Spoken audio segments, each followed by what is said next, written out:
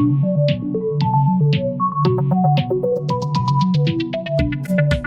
Guys, welcome back on iMed learner.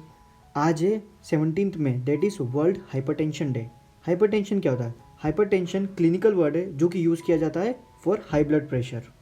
तो blood pressure को जानने से पहले हमको ये जानना ज़रूरी है कि जो हमारा ब्लड होता है, जो हमारा रक्त होता है, खून, वो किस किस से बना होता है।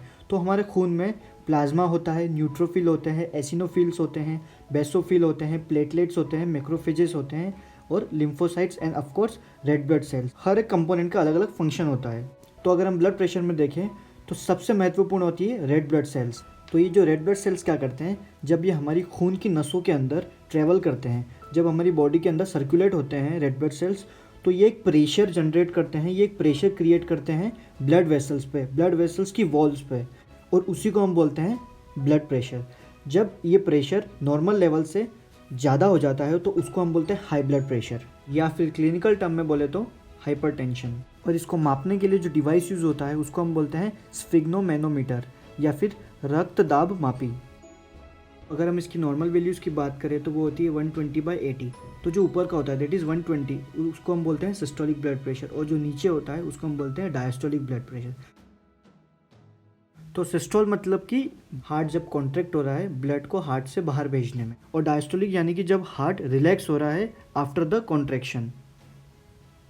अगर हम देखें कि हाई ब्लड प्रेशर के कारण क्या क्या है, तो पहला कारण है मोटापा, दूसरा है बढ़ती उम्र, तीसरा है कि अगर आप शराब का सेवन बहुत ज़्यादा करते हैं तो आपको हाई ब्लड प्रेशर हो सकता है, और उसके बाद अगर आप बहुत ज़्यादा नमक की मात्रा खाते हैं तो आपको हो सकता है, और कुछ ऐसे प्रोडक्ट्स जिसमें कैफीन की मात्रा बहुत ज़्यादा होती है जैसे कि कॉफ़ी, तो आपको हाई ब्लड प्रेशर हो सकता है। और आखिरी कारण है कि फैमिली हिस्ट्री, अगर किसी को ऑलरेडी हाइपरटेंशन है या फिर रह चुका है तो आपको भी होने के चांसेस है। अब हमें एक चीज़ ध्यान में रखनी होगी कि ब्लड प्रेशर को मॉनिटर करना इतना इम्पोर्टेंट क्यों है, क्योंकि जो अगर ब्लड प्रेशर किसी को होता है तो क्या होता है कि अगर जितना ज़्यादा ब्लड प्रेशर होगा उतना ही ज़्यादा हार्ट पे, हमारी ब्लड वेसल्स पे प्रेशर पड़ेगा, इतना ही ज़्यादा वो वीक होगी, और जो उनकी फ्लेक्सिबिलिटी है वो फ्लेक्सिबिलिटी भी कम हो जाएगी, और वो उनकी जो वॉल है, उनकी जो दीवार है वेसल्स की, वो पतली होती जाएगी। उसकी वजह से क्या होगा कि वो कभी भी रप्चर हो सकती है, और कभी भी रप्चर की वजह से ब्लड हेमरेज भी हो सकता है, या फिर कोई क्लॉट भी बन सकता है, या फिर वो ब्लड वेसल बंद भी हो सकती है, जिसकी वजह से क्या कॉन्सिक्वेंसेस हो सकते हैं, जिसकी वजह से क्या रिजल्ट हो सकते हैं, क्या प्रॉब्लम्स आ सकती है, जैसे कि हार्ट अटैक हो सकता है, किसी को स्ट्रोक आ सकता है, बहुत सारी सिचुएशंस में किडनी डिजीज़ हो जाती है, क्योंकि किडनी जो है वो भी हमारे ब्लड प्रेशर को रेगुलेट करती है, और एट द एंड ये हमारे ब्रेन फंक्शन को भी कम कर सकता है।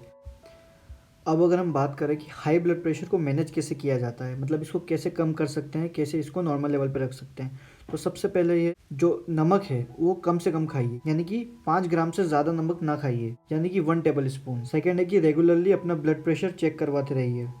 और थर्ड ये है कि जो आपके अल्कोहल और स्मोकिंग की जो हैबिट्स है उसको बंद कर दीजिए।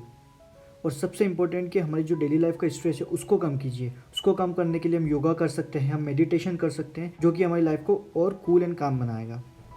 सो गाइस, ये सारी इन्फॉर्मेशन थी हाई ब्लड प्रेशर को लेके। आई होप आपको सब कुछ अच्छे से समझ में आया है, कैसे ब्लड प्रेशर को मैनेज किया जाता है और क्यों इसको मैनेज करना ज़रूरी है। सो गाइस, ये वीडियो शेयर कीजिए अपने फ्रेंड्स और फैमिली मेम्बर्स को, ताकि वो भी ब्लड प्रेशर की इंपॉर्टेंस और इसके मैनेजमेंट की इंपॉर्टेंस को समझ पाए। Thank you and have a nice and knowledgeable day.